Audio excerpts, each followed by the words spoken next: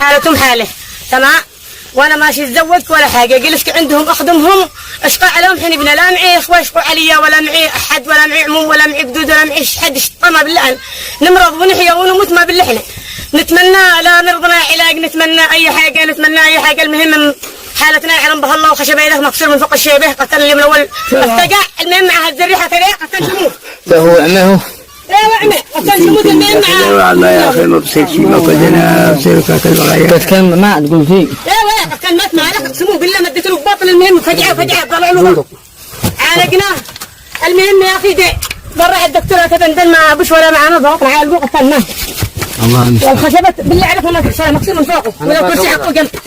ورب الكعبة كان يهز ريحته ويسحب. هذا ما تطول من طول ما ما شاء ربي تبصر. الحالة يعلم الله. ما تناشده للخير يا ابا ما